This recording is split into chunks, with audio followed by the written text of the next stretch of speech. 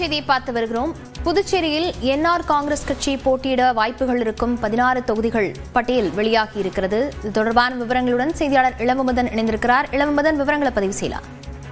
லாவண்யா, உள்துறை அமைச்சர் அமித்ஷாவின் வருகை தேசிய ஜனநாயக கூட்டணி கட்சியில் போட்டியிடும் தொகுதிகளை உறுதி செய்திருக்கிறது.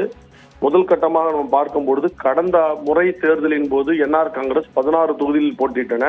அதே தொகுதியில் தான் போட்டியிட வேண்டும், அதே எண்ணிக்கையில் தான் போட்டியிட வேண்டும் என்று அவர்கள் குறிப்பிட்டதை தொடர்ந்து வரும் தேர்தலில் என்ஆர் காங்கிரஸ் 16 தொகுதிகளில் போட்டியிட இருக்கிறது. மீதமுள்ள 14 தொகுதிகள் பாஜக வசம் உள்ளது. அதில் பாஜக 10 தொகுதியில் போட்டியிட திட்டமிட்டிருக்கிறது. அதிமுக மற்றும் லட்சிய ஜனநாயக கட்சிக்கு 2 தொகுதிகள், தலா 2 தொகுதிகள் கொடுக்க திட்டமிடப்பட்டிருப்பதாக தெரிகிறது. என்ஆர் காங்கிரஸை பொறுத்தவரை கடந்த முறை எந்த தொகுதியில் போட்டியிட்டோமோ அந்த தொகுதியிலெல்லாம் வேண்டும் என்று கேட்டிருக்கிறார்கள். அதன் அடிப்படையில் பார்க்கும்பொழுது ஏனாம் மற்றும் மாஹேவில் கடந்த முறை போட்டியிட்டார்கள். அதுக்கு பதிலாக இப்பொழுது லாஸ்பேட்டை தொகுதியை கேட்பதாக தெரிகிறது. அடுத்ததாக காரைக்கால் வடக்கு, நெடுங்காடு, தட்டாஞ்சாவடி, இந்திரா நகர், கதிர்காமம், ராஜ்பவன், அரியாங்குப்பம், ஏம்பலம், பாவூர், நெட்டப்பாக்கம், திருபுவனை, மங்கலம், வில்லியனூர், உழவர்கரை என 16 தொகுதிகளை என்ஆர் காங்கிரஸ் கேட்கிறார்கள்.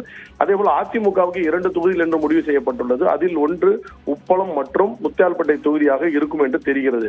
இதே போல பாஜகவிடம் மண்ணாடிப்பட்டு, உசுடு, காலாப்பட்டு, காமராஜ் நகர், நெல்லித்தோப்பு, முதலியார்பேட்டை, மணவெளி, நிரவி, திருநள்ளாறு, காரைக்கால் தெற்கு மற்றும் உருளையம்பேட்டை, மாகே என 12 தொகுதிகள் உள்ளன. அதில் 2 தொகுதிகளில் லட்சிய ஜனநாயக கட்சி போட்டியிடுவதற்கான வாய்ப்புகள் இருக்கின்றன. அந்த கட்சிக்கு ஏற்கனவே பாரதிய ஜனதா கட்சியோட தாமரை சின்னத்தில் போட்டியிட வேண்டும் என்று கூறப்பட்டிருக்கிறால் பாரதிய ஜனதா கட்சி வரை 12 தொகுதிகளில் தாமரை சின்னம் இருக்கும்.